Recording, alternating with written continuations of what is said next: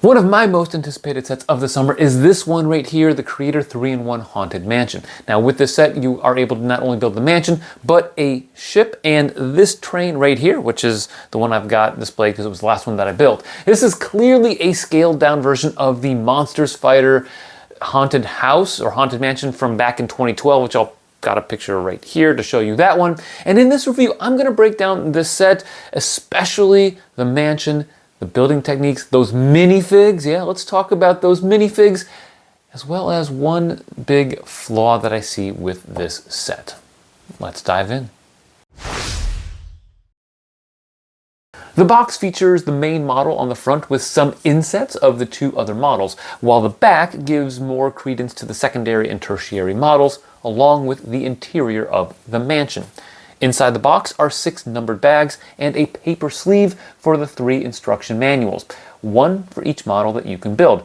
There were no stickers, as you would hope from a creator set. There were, however, these nicely printed 2x2 tiles, with one featuring the mansion and the other the vampire minifig. These are pretty sweet pieces. We're going to start off the in-depth section of this review with the minifigs because I think this is a huge draw for this set. You get 5 minifigs overall, although one is a skeleton that is hardly impressive. The rest of the minifigs, though, are all elite and feature new molds or prints.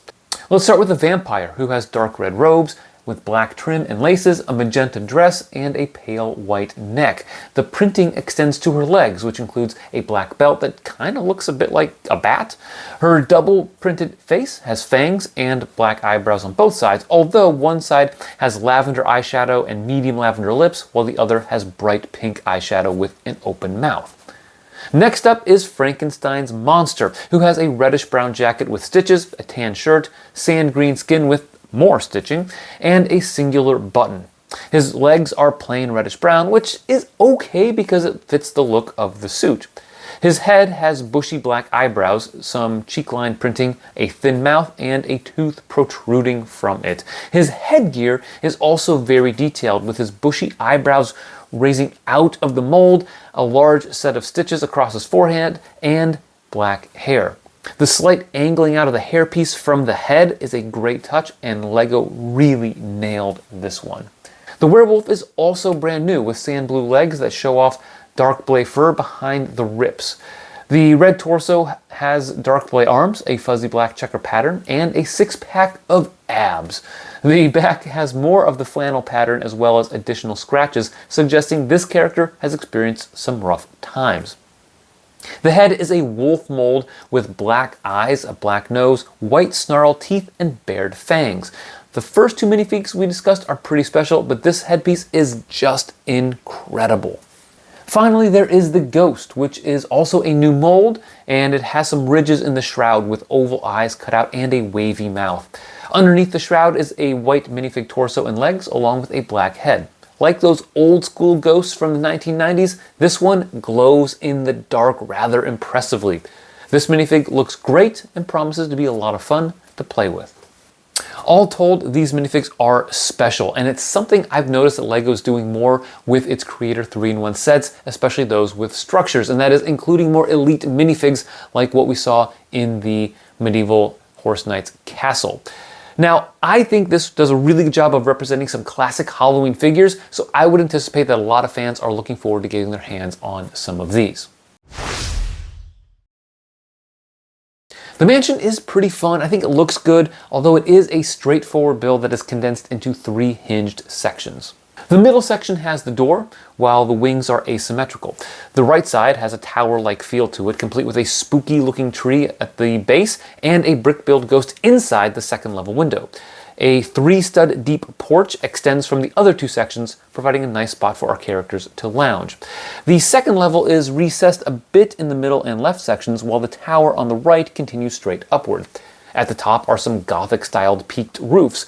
The right and middle sections have fencing pieces used to show some detailing, while the single peak on the right holds a bat. The presentation of the set is that of a run-down Victorian house. The masonry bricks are all the horizontal line side of the piece, which depicts a worn-down, decaying structure. There are tiles with boards printed on them placed across many of the windows, and some weeds are growing along the outside in spots. The dead tree and dark tan plates used for the base further add to the abandoned feel of the set, as do the broken steps leading to the front door. Completely opened up, the mansion feels decently sized, albeit very shallow. It's basically a three-sided facade when displayed this way. When closed, it's pretty small, and it really hits you when you look at it from this angle, although the height is always going to be pretty solid on this set. One of the more interesting components to the build process here is the myriad side builds. There is the gated entrance, the spooky tree, a small cemetery with 3 headstones with different designs, and a pumpkin. You've got a pipe organ, a small table with 2 hats, and a wall clock with a swinging pendulum. I mentioned the mini builds because this set really wasn't all that special in terms of the building techniques. It's really a lot of stacked bricks on top of one another, and the most interesting building technique, if you want to call it that, was using a Nexonite shield, placing it between studs of an exposed hinge brick. I think the snot bricks and snot brackets that are included in the set were not used to their fullest extent here in that model, but I will say it looks pretty good, and it does a decent job of giving us a scaled down version of the classic Haunted Mansion from the Monster Fighters line, which I think is what they were going for with this set. I will say the saving grace, though, of the mansion build is just the selection of pieces. There are 117 sand green bricks and modified bricks, half of which are 1x2 or 1x4 masonry bricks. In addition, there's a smattering of light blade, dark tan, reddish brown, and black bricks. The black slopes are also a solid inclusion to the set, especially those 2x2x3 double convex slopes, because those are one of my favorite pieces, and even though they've been around since the 1970s, this is only the 17th time we're seeing it used in black. That's just on average less than once every 3 years. The quadruple convex slope that's used at the top of the roof has been around since the Black Falcon's Fortress in 1986, and yet this is only the 9th time we're seeing it produced in black. You also get 13 1x2x3 windows plus the glass inserts, which are great for your parts collection. The 2x2x5 corner wall panel is new in sand green here, as is the 1x4 masonry brick in that color. The sand green 2x2 facet brick is making its 3rd appearance in the set. The reddish brown gate is making its 4th appearance, and the 1x1 snot bricks in olive green are appearing for the 6th time. The bottom line, I would say, is that this set does a pretty good job of doing what Creator is set out to do, which is using a lot of standard bricks and pieces to put something together that is nice, and it's going to add a lot of great components to your collection for your mocks. Sorry, Mr. Frankenstein's monster here, but I don't think it's something that is really wowing in terms of its building techniques, which maybe was a little bit of a disappointment. The B model is the ship, and I actually think it used better building techniques in some cases than the mansion. There is this snot wood detailing at the bottom of the ship using 1x2 reddish brown inverted arches attached to the 1x1 snot bricks. You've got also this angled section of the bowsprit, a blocked off snotted section in the back of the cabin, and some snot brackets used for the mast. The main model used many of these pieces for the tree and the cemetery, so it was nice seeing them incorporated into the main part of the ship. The finished product has a nice little cabin, a poop deck with a non-functioning wheel, tattered sails in the form of the gate pieces, a plank, and a chunky looking anchor. They even found a way to include some small cannons by attaching 1x1 circles to Technic and headlight bricks. As is the case with most B models, this had some awkward components to it. In particular, I think the use of some of the inverted slopes on one of the sides of the ship, as well as the snotted section of the back of the cabin. That said, I think it was an effective build. I like how they used some of the pieces, like the gates, as the sails, and there were just a nice little details here and there that really make this ship a spooky endeavor and reminded me actually a little bit of the Skeleton Ship Surprise from way back in 2007, which is a set that I really like in my collection. The last model is the train right here, which again, I think used better building techniques than the actual mansion, the main model. The first building technique I noticed was when you connect the cow catcher to the rest of it using 1x2 round jumper plates. There's also this cool technique using reddish-brown vine pieces, candles, and flames to kind of reverse the action on the main part of the locomotive. Speaking of which, that main section is attached using snot techniques, and the whole thing I think looks really good as built.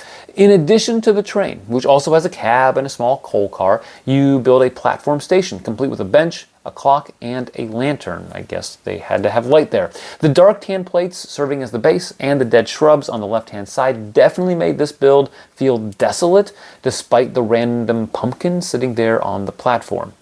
The roof to the cabin opens up pretty easily to allow better access, and there are plenty of wheels on the train, although none of them actually spin. I think the train looks pretty cool, even though it's floating a stud or so above the surface of this table. To be honest, I would place this above the ship in terms of the best build and best looking sets, although I would say that the mansion looks the best, even though it's not the most advanced in building techniques. Overall, this was a pretty fun set. I think the mansion looks pretty good, and I enjoyed some of the building techniques in the B and C models.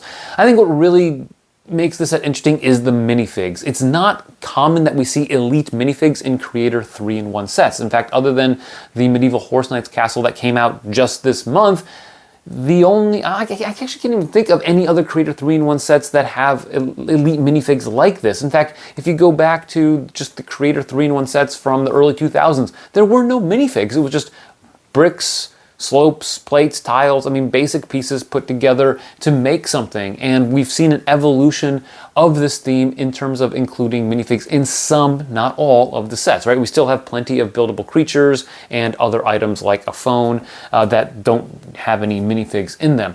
But it is interesting that LEGO is taking this route with some of these sets. And it certainly, I think, does increase the price of these sets. I think an interesting comparison for this set is last year's Modern Mansion. Now that one has over 200 pieces more than this set. It costs $100, and it also has 3 fewer minifigs. So 2 minifigs by 950 pieces, $100.